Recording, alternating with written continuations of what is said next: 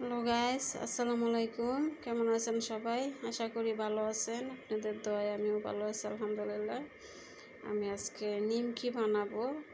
এই জন্য আমি 1.5 কাপ ময়দা নিয়ে নিয়েছি। এখানে নিয়ে দেখুন, আমি 1 চামচ 1.5 চামচ আমি কালি জিরা দিয়ে দিয়েছি, আর লবণ দিয়ে দিয়েছি পরিমাণ মতো।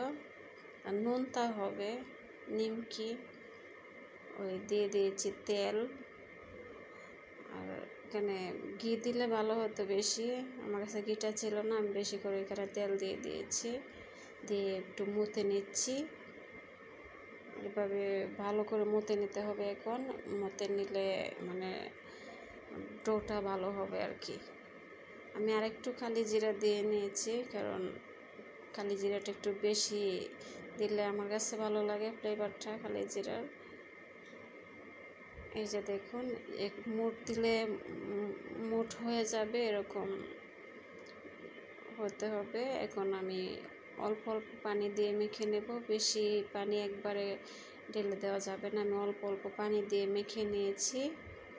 একবারে ঢেলে দেওয়া যাবে না, ডোটা নরম হয়ে যাবে।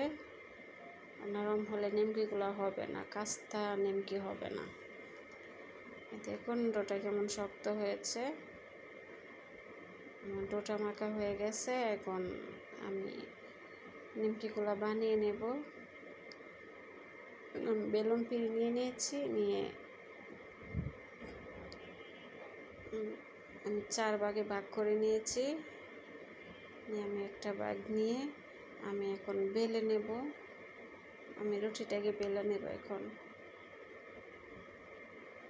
ডোটা অনেক শক্ত হয়েছে, তো একটু মানে হাতে জোর দিয়ে রুটিটা বেলতে হচ্ছে।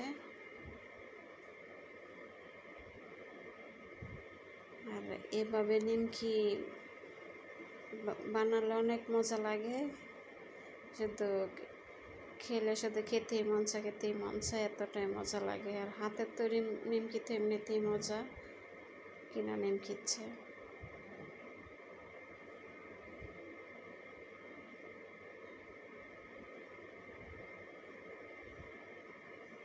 আমি একটা কুকি কাটার নিয়েছি। এই কুকি কাটার দিয়ে আমি নিমকিটাকে গোল গোল করে কেটে নেব, এই রুটিটাকে।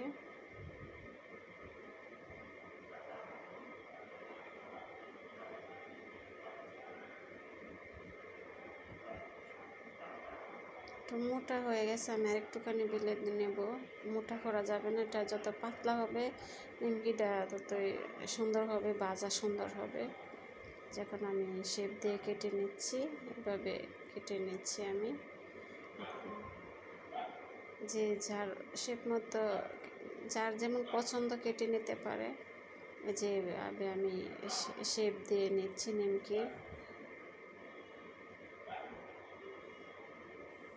যেভাবে আমি বানিয়ে নিচ্ছি, সব কটা নিমকি আমি এভাবে বানিয়ে নেব।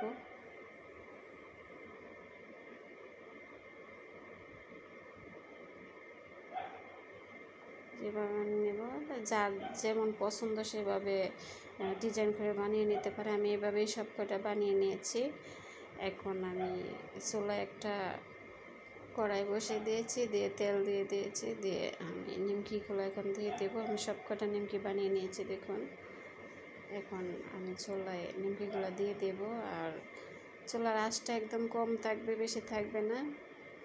হাই হিটে ভাজা যাবে না, নিমকিগুলো পুড়ে যাবে আর হবে না। লো আছে, আমি নিমকিগুলোকে ভেজে নেব। অনেক সময় লাগবে ভাজতে, আমি বেশি সময় ধরে ভেজে নেব। যে দেখুন নিমকিগুলো ভাজা হয়ে গেছে, গোল্ডেন ব্রাউন কালার এসে গেছে। এখন আমি নিমকিগুলোকে নামিয়ে নেব। আমার নিমকিগুলো যদি আপনাদের পছন্দ হয়ে থাকে, তাহলে আমার চ্যানেলটা সাবস্ক্রাইব করে লাইক দিয়ে শেয়ার দিয়ে আমার পাশে থাকবেন প্লিজ। আপনারা পাশে থাকলে আমি এগিয়ে যেতে পারবো ইনশাল্লাহ। এই দেখুন আমার নিমকিগুলো কত সুন্দর ভাজা হয়েছে। আমি সব কটা নিমকি ভাবে বেছে নেব। ধন্যবাদ।